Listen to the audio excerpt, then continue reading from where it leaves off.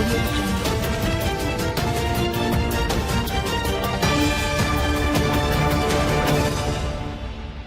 Gaza में Israeli हमले लगातार जारी, 20 लाख फलस्तीनी भूख प्यास से बेहाल, हमलों में 82 मरे। गाजा में बुधवार को भी इजरायली हमले जारी रहे। ताजा हमलों में 82 लोगों के मारे जाने की सूचना है। मरने वालों में दर्जनों महिलाएं और बच्चे शामिल हैं। इस बीच युद्ध से त्रस्त फलस्तीनियों के बीच बुधवार को भी खाद्य सामग्री, पेयजल और दवाइयां नहीं पहुंची। अंतर्राष्ट्रीय दबाव में इजरायल ने सोमवार मंगलवार को कुछ ट्रक सामग्री गाजा में भेजी थी, लेकिन उसका वितरण अभी तक नहीं हुआ है।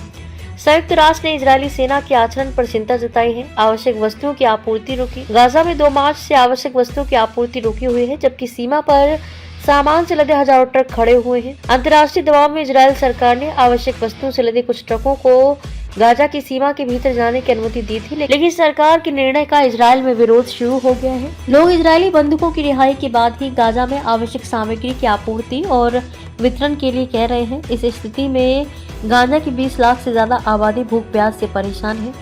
वेस्ट बैंक में राजनयिकों के दल पर फायरिंग।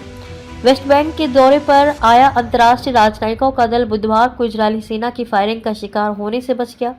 ये घटना जेरिन शहर की है। यूरोपीय और पश्चिमी देशों के इस दल में 20 राजनयिक थे। ये दल इजरायल के कब्जे वाले वेस्ट बैंक क्षेत्र में मानवाधिकारों की स्थिति देखने के लिए आया था, लेकिन जब ये दल दोपहर के समय जेरिन में फिलिस्तीनियों के शरणार्थी शिविरों की ओर गया तो उसमें शामिल लोगों को फायरिंग की आवाज सुनाई देने लगी। दल में शामिल राजनयिक ने बताया है कि इस फायरिंग में दल का कोई सदस्य घायल नहीं हुआ है। क्षेत्र में तैनात इजरायली सैनिकों ने कहा है कि दल के सदस्यों के निर्धारित मार्ग से इतर जाने पर यह घटना हुई। फ्रांस, जर्मनी, इटली सहित कई देशों ने घटना पर कड़ी नाराजगी जताई। दल को खतरे की चेतावनी देने के लिए फायरिंग की गई थी। फ्रांस, जर्मनी, इटली सहित कई देशों ने घटना पर कड़ी नाराजगी जताई है और इजरायल के राजदूतों को तलब किया है। संयुक्त राष्ट्र मानवीय मामलों के प्रमुख टॉम फ्लेचर ने गाजा में 9 सहायता ट्रकों के प्रवेश को समुद्र में एक बूंद के रूप में देखा जा रहा है।